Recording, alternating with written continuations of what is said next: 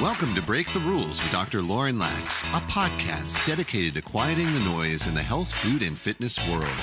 Dr. Lauren is a leading nutritionist, therapist, and functional medicine practitioner on a mission to help others thrive in their own lives, mind, body, and soul. And now, your host, Dr. Lauren Lax.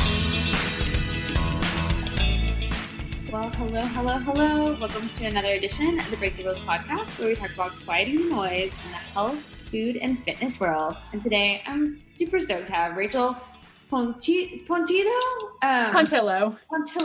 It's such a beautiful last name on the show. She is a holistic skincare innovator, author, and educator.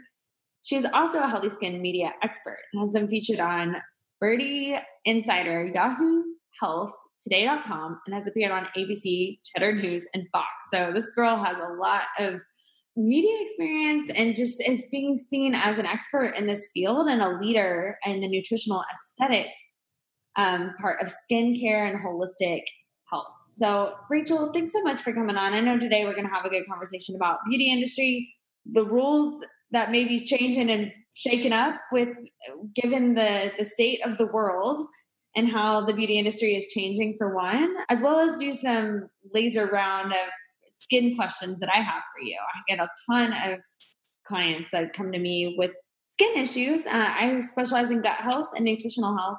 And so I'm really excited to have an expert like you on the show. And if you could just give us a little bit of background about who you are and what got you doing the work you're doing in the world. Well, thank you so much for having me. First of all, I'm really happy to be here. Yes, so I approach skincare and skin wellness from a pretty wide range of experience, I would say. I am a licensed esthetician. I'm also an herbalist, also functional nutrition practitioner, health coach. And I really look at what does a person need to do to have the skin that they say they want, and what does that mean for them?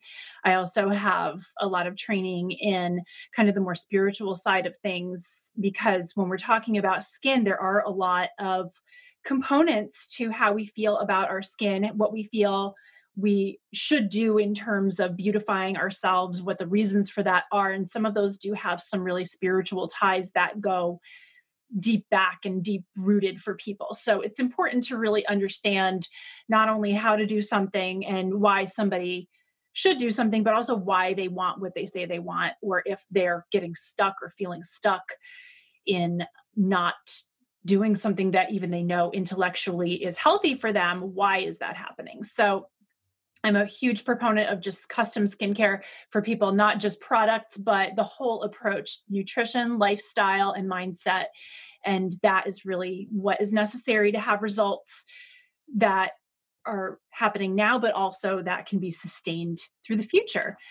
And I got into this really through my own experience with acne. I had acne for more than 20 years of my life, and I tried various things. I tried over-the-counter products, drugstore products, spa treatments, going to the doctor, having cortisone shots in my face, topical antibiotics, oral antibiotics, and certain things helped temporarily. But then when I would run out of a product, the problem would just come back. And then I also noticed that a lot of the acne products or acne medications caused other damage to my skin because I was only focusing on the acne and was not taking into account all of the rest of this. Mm-hmm. So I had experienced things like a bleached face from using products with too much benzoyl peroxide in them, bleached eyebrows, bleached hairline, bleached pillowcases. Sure, I had no pimples, but my head was 5 shades lighter than my neck, which was, I see pictures of myself from that time. I'm like, ooh, why did nobody tell me this? Why did nobody tell me? I didn't even think about it. So that, and then also, when I was in my 20s, I was using some pretty harsh acne products, and I found that I was developing fine lines and redness and broken capillaries that really, there was no reason for that. And even though my skin was very oily, it was starting to get really dry and scaly, and medications like Retin-A and some of the antibiotics that I was put on were causing my skin to be extremely sensitive and like painful to the touch. And I couldn't even smile without it hurting. So it just seemed it was really out of alignment for me. I had a hard time believing that I was doing good for myself by hurting my face in order to make a few spots go away. But I kept doing that. And even when I went back to school, I got my aesthetics license, I learned the conventional way as well as the more holistic way, because I was lucky that my teacher was very holistically minded. And she started saying, you really should be on a probiotic, where you really should not be having dairy and stuff like that. And I'm like, that's interesting. And then one of my other teachers was an Ayurvedic doctor who was teaching us about the different constitutions and how different people need different things to really thrive in their diet, in their lifestyle, and how their constitution can affect their thoughts and how they feel about themselves and how they express who they are.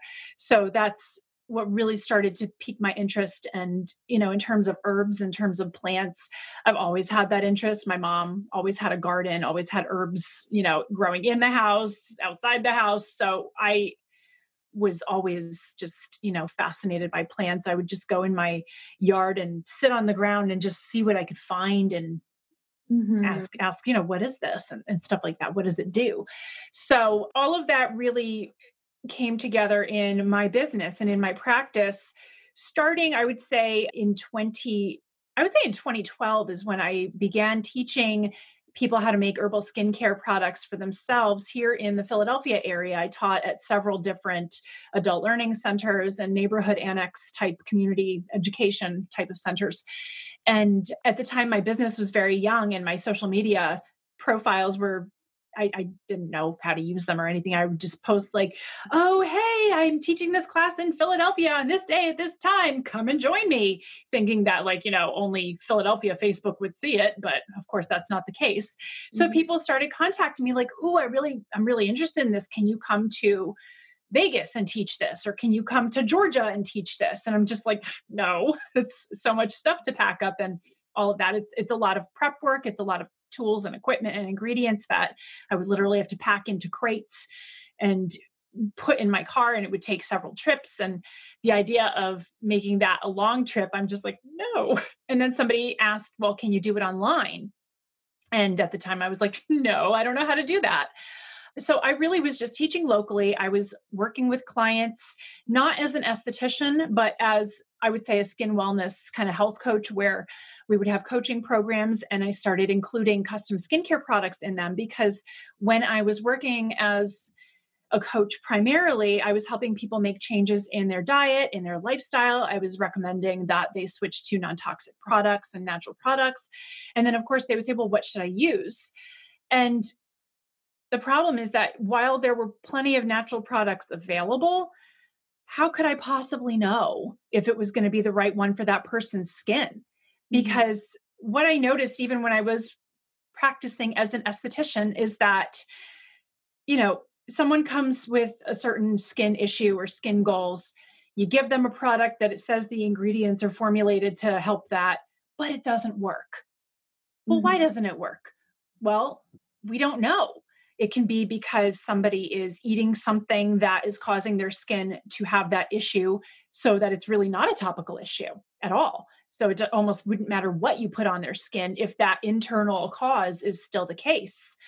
Or it could be a topical thing where maybe the product is good for people with acne or dark spots, but that person happens to have a sensitivity to something in that product. Might not be that actual ingredient. It could be something else. It could be a minute amount of a fragrance ingredient that the person would never know what it was, since fragrance ingredients do not have to be listed. So that's when I was just like, I'm just going to make it for you, because I don't want to tell you, like, you're already paying me as your coach. I don't want to give you a shopping list of products to buy that you're going to spend money on that I have no way of knowing if they're going to be good for you. So I changed my offerings to offer custom skincare as a regular part of that process. So we were working on the nutrition, we were working on lifestyle and mindset modifications, and I was sending them a care package with their skincare every month. And then we would talk about it and, how did that work for you? Is there anything that you would like to change? How did that feel? What would you like to see? And I would adjust their formulations month to month as we work together. And even to this day, there are still several clients that I still ship product out to, even though we're not working together in a coaching relationship anymore. So I really started seeing how that customized approach to someone's skin, both on the inside with the nutrition and outside in the environment and with the products, that really what was necessary to help people get results that were faster than just using product alone or relying on nutrition alone, because you really do have to do both. Just like I was saying, how if something is wrong nutritionally, it doesn't matter what you put on your face. Well, if you have perfect nutrition, perfect lifestyle, you live, in some paradise where everything is clean and there's no toxicants in the air and nobody has any body burden, but you're putting something that is irritant on your face, that's still going to cause a problem. The skin is our largest organ. It performs so many functions, and we're continuing to learn more about the skin, both from the microbial aspect with the microbiome, but also in the skin's own innate intelligence. There are receptors in the sweat glands, in the oil glands, that are similar to the receptors we have in the brain. And there's this whole field of psychodermatology that is becoming more prominent, that is showing us these connections to the skin and the central nervous system, which affects our emotions. So we really have to treat the skin with the same amount of respect that we would treat the gut, the heart, the liver, the lungs, and any of these other vital organs that tend to get a bit more attention. That's awesome. I love experience is the best teacher. And I feel like people, when you have a story to then overcome and be able to help others figure out why they're hitting the ceilings and their health. So a lot of the audience of this podcast tend to be those that are doing all the things already. Mm-hmm. So they're already eating healthy or trying to eat healthy. They've maybe gone keto, they've done paleo, they've gone vegan, whatever have you. But for some reason, they're still running up against a health issue. And skin is really common statistically, like just in the lay of the land. Do you have any idea of like how many folks, women, men, I've heard adults have acne, like maybe it's like 1 in 2, 50%. Well, I don't have any statistics off the top of my mind, but what I can tell you is that we are seeing more cases of adult acne than we would have seen 20 years ago. Melasma, which is the mask of pregnancy, it's a specific pattern of hyperpigmentation, is something that is not only increasing with women who are, when they're pregnant and after they've had their babies, but we're starting to see it in women who have never been pregnant. And that's a little bit frightening, because that just shows us how out of whack people's hormones have become. And, when we're talking about pigmentation, there are specific pathways in the body that link the thyroid to the formation of melanin pigment. So we can look at thyroid health. We can look at liver health. In my book, Love Your Skin, Love Yourself, I have a quote from a doctor who was saying that whether or not someone is going to develop melasma really has to do with the state of their liver and how that relates to all of the other functions. Mm-hmm. So we have to look at the liver, we have to look at the thyroid, and we have to look at the overall level of inflammation, because the skin is always trying to heal itself. The skin is always trying to be that barrier from, everything in the outside world that could harm our internal organs. It is our first line of defense. So it does get exposed to a lot of irritants, a lot of toxicants, and it does have its own wound healing and inflammatory response. So we have to be careful not to add inflammation to that. We have to support skin both inside and outside. So I really encourage people to treat their skin with respect, because it does so much for us to keep us healthy. It's not just about how it looks, although for people who are struggling, it is how it looks. Mm-hmm. But how your skin looks that's not a measure of who you are as a person. It's not a measure of what you deserve in life. So we have to just understand that the skin is telling us something. If the skin is showing us something that is unexplainable because we think we're doing everything right, what is hard for a lot of people in the health and wellness space to understand is that just because something is considered healthy doesn't mean it's healthy for you as a person. It doesn't mean that there's not something underlying that is making that not good for your body. So, the keto diet is one that can be therapeutic for some people, but it can be extremely damaging for a lot of people. And there are plenty of functional medicine doctors and naturopathic doctors who say that it should not be done unless that person is being monitored, that their liver enzymes are being checked regularly and all of that. Similar with the vegan diet. So many people want to be vegan in theory because of they love animals. And, there's plenty of evidence on both sides of things. For as many studies that you see that people are designed to eat meat, you're going to see the same amount that says they're designed to eat plants. You have to just go with what works for you. But we can't ignore the fact that the vegan diet for some people is not sustainable because they're not getting the right types of fats. They're not getting the right mix of proteins and amino acids to fill their needs, but other people might thrive on it. So it can be really hard to make a lifestyle choice. And if you've made a lifestyle choice and you feel really proud of it, it can be hard to let that go. It can be hard to accept that maybe even though it was a better choice than, fast food, it was still not right for you. And there's also something to be said about time. So if a person has been eating processed food, fast food, high sugar foods, the wrong kinds of fats for their whole lives, they can't expect a change to happen after a couple of weeks. So everything that we are today is a cumulative response to everything we've ever put into our minds and bodies.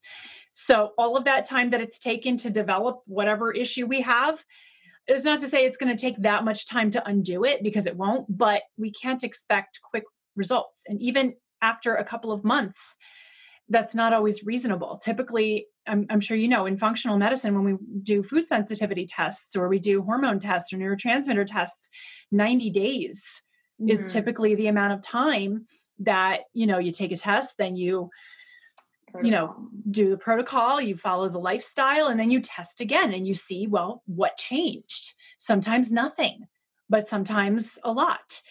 And then, when it comes to things like viruses and autoimmune diseases and chronic illnesses and things like Lyme disease, for me personally, my skin was perfect for years after I initially changed my diet and lifestyle in my early 30s. Things were just amazing. And then all of a sudden I started gaining weight again and my skin started breaking out. And I'm like, well, I'm doing everything right. What's happening? I change up my skincare. I make it myself. I change it up as I need it, but I'm still not working.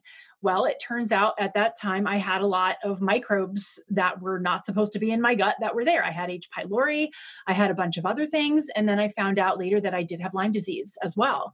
And that was nothing that I knew about, but it happened, and it caused me to then rethink what I was putting in. And, is that now supportive to these microbes? Am I feeding these microbes with what I'm putting into my body, even though they're healthy things? So then I had to readjust. And, with the Lyme disease, that's kind of an ongoing thing that I am in constant work. I work with my doctor constantly, and we test frequently, and we adjust the protocols as needed. But, if you have a microbe that is not supposed to be there, like H. pylori, and it does serious physiological damage that maybe wasn't there before, that can change what your body needs. So just because you think you figured it out once, as life goes on, as the seasons change, as you age, as things in your life change, maybe you get a bug, maybe you have an illness that you have to take a certain medicine that changes your physiology. Maybe you have a hormonal change that triggers some kind of a genetic response that wasn't there before. These are things that we have to take into account. And instead of being angry at ourselves or frustrated or why isn't this working? I'm doing everything right. We have to use what our skin is telling us as a guide that we need to keep looking. We need to keep trying. We need to keep uncovering information about ourselves.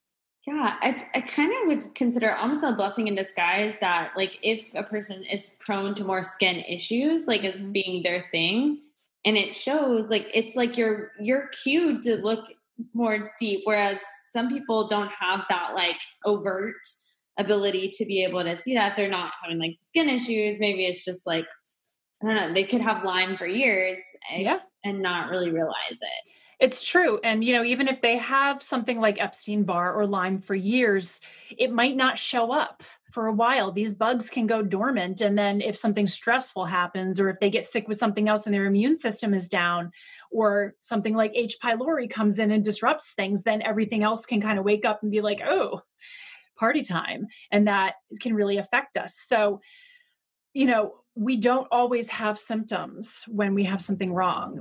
There could be something happening with our liver that we can't see.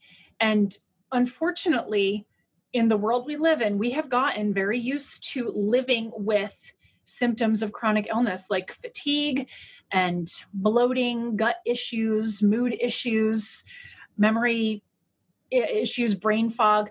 These types of symptoms have become things that we've kind of just accepted as normal, or we take things to mask them so that we can get through our day. Because of that, those are signals the body's trying to send us, but because we've accepted them as normal, we're not listening. So then the skin's like, okay, well, I'm going to show you something you can't ignore.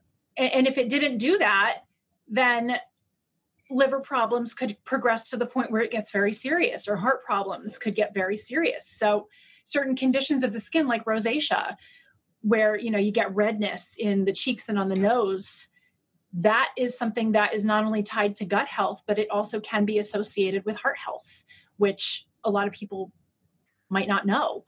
So we really do need to look at what the skin is telling us and adapt our thinking to be able to be flexible with what our body needs at any given time, and really just listen. Like if we're putting something into our body, even if every website, every book says it's healthy, but we are having issues with that food, it's not healthy for us, at least not at that time. And that's a sign that something needs to be looked at. Yeah.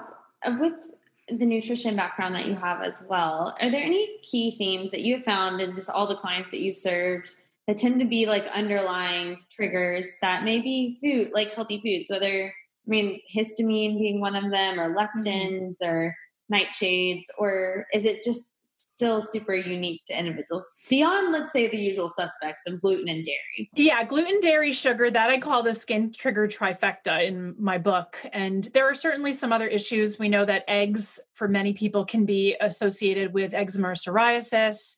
When it comes to things like lectins, that's something that is interesting because, first of all, lectins can be removed if people are preparing their food correctly. Mm-hmm. But there's also a couple of studies recently that have shown that many people have already adapted to them. So they're not a problem for a good amount of people. Now, if you are eating them, if you're eating beans regularly or quinoa or rice and you're not rinsing them properly and soaking them and rinsing them before you cook them, and you're having issues, then okay, maybe that's a problem for you. But it also might be something else. So it really does depend on the person. And like nightshades for some people can be problematic. For other people, they're just not. Sometimes there are genetic reasons for that. Sometimes it could be due to a damaged gut from years of constant improper foods. Stress, we know, of course, highly affects the gut and the gut function, and also pathogens and fungus and whatnot. But I will say that a lot of people who have skin issues, deficiency is common.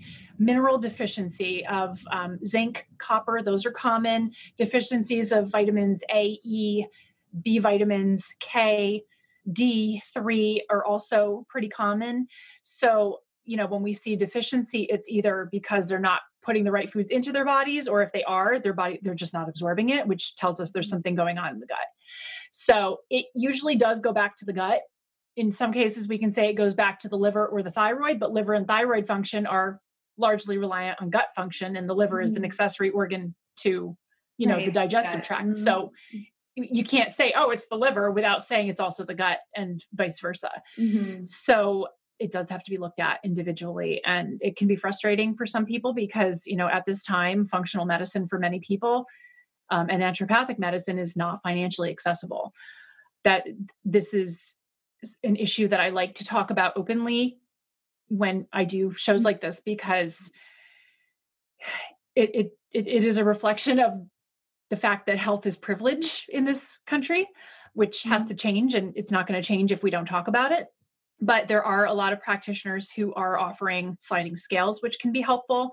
And, lab testing is great, but it's not 100% necessary for people to have optimal health or good results.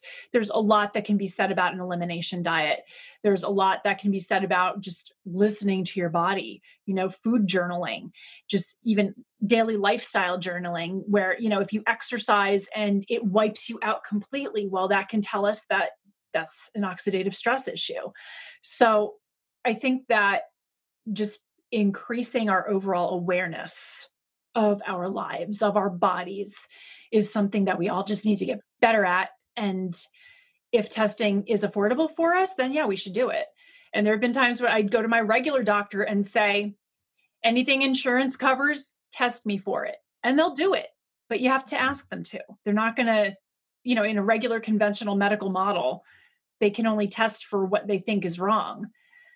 But I do find that there are plenty of MDs these days that are getting more open-minded, and they're asking for, more questions about symptoms, because sometimes when a patient goes in and they're like, oh, what brings you in today? They'll just say what's acutely bothering them, but they might not talk about, oh, well, I haven't had a period in 3 months and I should, or, I am constantly having headaches, or I'm exhausted all the time.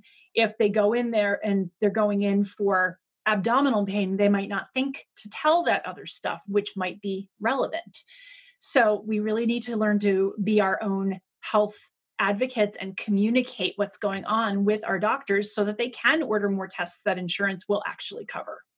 Yeah. And testing is a kind of wild west too, because it's sometimes when you get the results back, depending on the practitioner, may or may not be able to help you with interpreting. So working with someone like yourself or consulting with, that functional approach can be really helpful for that. And it can. And with the tests also, I don't recommend testing for everyone. Sometimes the information you get is not always helpful, and it causes more concern than is useful for that person at that moment. Mm-hmm. So I don't do as much one-on-one coaching in that regard anymore. I've shifted to primarily work with skincare professionals and wellness professionals. But when I do still work with clients, I'm very careful about who I'm recommending testing for, because I honestly think that it can be useful for certain things, but for other things, it's sometimes is just creating more stress. Yeah. I'm glad you said that too. We sometimes don't, testing, is there going to be a game plan from that? Or is it going to just be like more information that you can't really, still doing the things that we've talked about, the lifestyle, nutrition pieces, and supporting the biome. If you could give us maybe 3, what would you advise someone that is continually having skin problems, hitting those ceilings? Where do they start? And what is kind of like a 1, 2, 3 kind of check in with yourself for these things? Okay. So first of all, people need to be really honest with themselves about what they're eating, where that food is coming from, because listen, clean eating, healthy eating means so many things to so many people. There's plenty of people who think that they're eating clean and healthy on the keto diet, but they're eating processed keto products. Mm-hmm. That's not real food. So that is going to cause problems. Or, they're shopping at Whole Foods, but they're buying processed food. Processed food is processed food. It doesn't matter if it's from Whole Foods or, any other type of regular market. So people need to be honest. If they can honestly say, I'm eating whole foods every day, then, okay, how are you sleeping? How much water are you drinking? What kind of exercise are you doing? How is your body feeling? What are you putting on your skin? Have you looked at things like mold in your house? How much time are you spending outside where you're breathing fresh air? There's all sorts of questions we can ask. How often are you washing your sheets, changing your pillowcases, touching your face? these days, obviously people are more conscious about how much they're touching their faces and cleaning surfaces like phones, which are filthy. Mm-hmm. But there's also this whole antibacterial lifestyle is really damaging to the microbiome. So if we're eating healthy and exercising and doing everything great, but we're using hand sanitizer constantly and we're washing with antibacterial soap and we're using antibacterial wipes on everything constantly, that can be a cause. That can cause issues. That can throw off that balance. So these are all things to just kind of run through your head, this checklist of, am I really doing this the way I say I am, or the way I believe I am? Is what I'm doing working for me? Clearly, if there's a skin issue that's not resolving, it's not. So what can I try differently? I think most people have to be reminded to drink enough water throughout the day. Me personally, I have had success with apps that they have a little timer that goes off to remind you, oh, you haven't logged your water in a while. And then you just remembered, okay, drink a glass and then I'm done. Some people like myself also do well by kind of making it fun by getting a fancy water bottle. I have one of those water bottles that has the gemstones in it. And, whether or not it actually infuses my water with the essence of the gem, I don't know, but I feel good when I'm drinking it and it's pretty to look at. So I do drink more water when I use that bottle. Sleep is a big issue for a lot of people. So we need to look at the quality of our sleep. How regular is our sleep schedule? Are we going to bed at a similar time and waking up at a similar time through every day? Because that circadian rhythm is really important to all of our systems functioning properly. And then we really need to look at how we're managing our stress, because right now I think we can all agree this is probably the most stressful time we've all experienced collectively, but we can't change it. So we have to figure out, okay, well, how can I make myself feel better right now? What are healthy things that I can do to make myself feel better right now? If we're eating well and doing our exercise and getting outside and sleeping and drinking water, but then we're drinking a bottle of wine, well, that's not going to help.